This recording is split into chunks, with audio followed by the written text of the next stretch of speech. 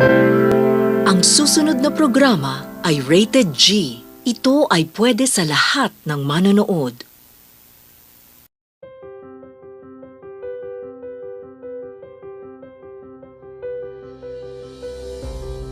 Hi, ma'am. Thank you so much po for being part of my life and my journey as a student and as a teacher. Napakalaki po ng naging ambag ninyo po sa pagkatao ko at sa aking pagiging guro. Na yung softness and then yung strictness din, nadala ko po iyon, no? Na kahit na naghihigpit but at the same time minamahal ang mga estudyante. Maraming salamat po at for being one of your favorite students. Kasi kine-claim ko na po yun talaga, kasi po talagang tatandaan ko talaga yan na tatatawag niyo po ako na hindi ko alam, kahit na hindi naman ako ganun kagaling na galing kumanta, pinakakanta niyo po ako. Siguro it's the lyrics. Baka parang ang dating is tumutula ako.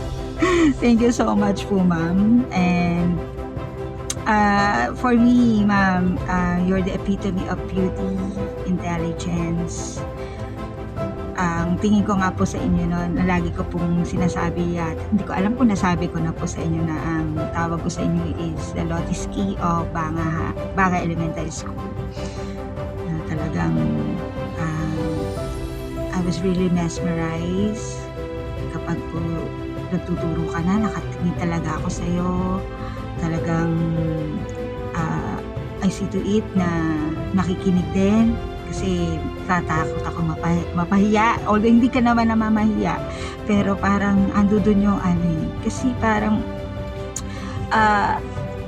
the authority is there, kahit hindi ka magalit, kahit hindi mo na kailangan yun, kasi diba, parang basta there's something in you na pambihira at iba yung dating mo sa amin, ma'am, especially sa akin, na hanggang ngayon talagang kapag nakikita kita, parang feeling ko grade 3 ulit ako, na parang bata ako.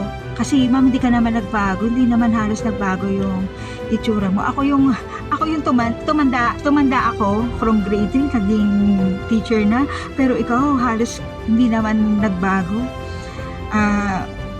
Napakaganda nyo pa rin, ma'am. Sana ma-enjoy nyo po ang retirement days with your family. Thank you so much, ma'am. And yung gratitude ko po, and talagang sobra, ma'am. Mahal na mahal ka namin, ma'am. Mahal na mahal kita. Sana po ay bigyan ka pa ni Lord ng kalakasan at masaya at mas mahabang buhay. Thank you so much, ma'am. I love you. Happy retirement days.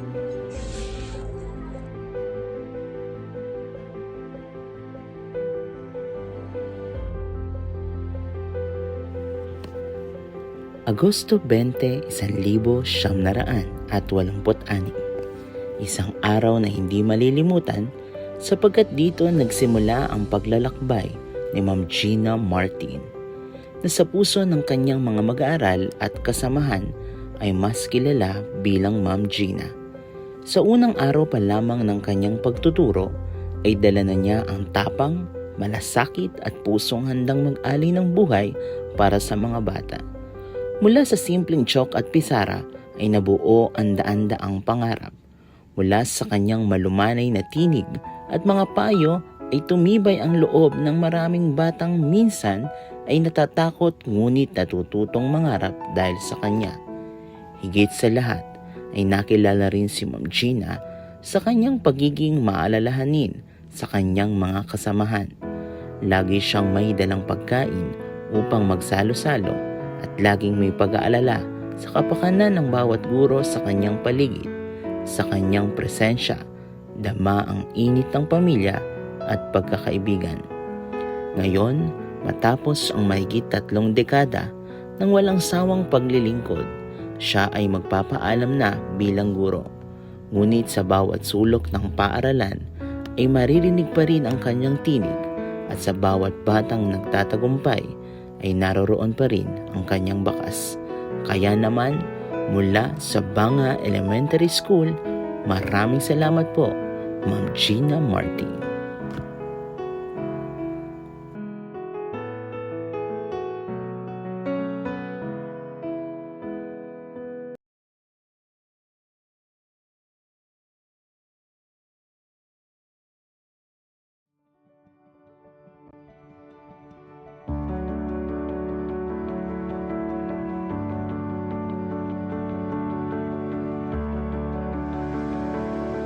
Happy retirement po, Ma'am Daisy.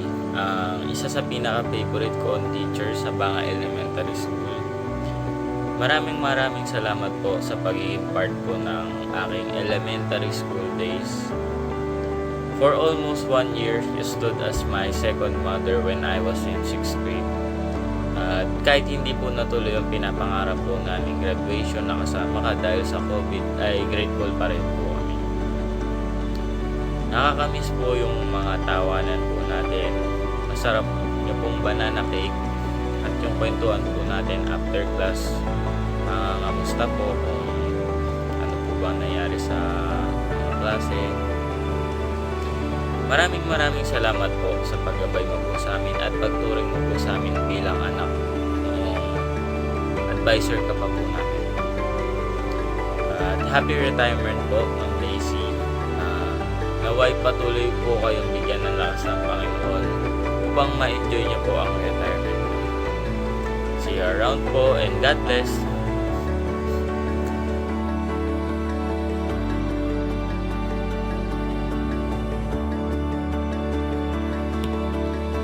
Setyembre 24, 1972. Ito ang taong nagsimula si Ma'am Daisy Sandig sa pagtuturo. Isang pangarap ang kanyang isinabuhay. Hindi lamang ito isang trabaho para sa kanya, kundi isang misyon, isang panata ng paglilingkod sa mga bata at sa bayan. Si Ma'am Daisy ay kilala sa kanyang kasipagan.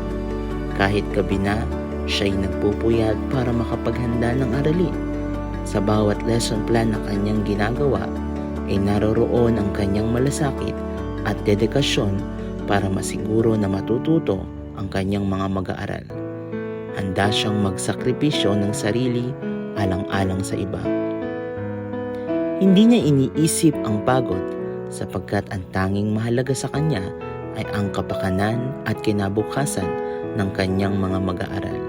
Ngunit higit sa lahat, si Ma'am Daisy ay hindi lamang guro, siya rin ay isang mabuting kaibigan at kasamahan.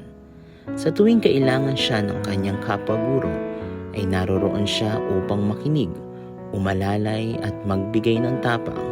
Ngayon, matapos ang mga taong inilaan sa walang sawang serbisyo, siya ay magpapaalam sa silid-aralan. Kaya naman, ang kanyang kasipagan, kabutihan at sakripisyo ay hindi kailanman malilimutan.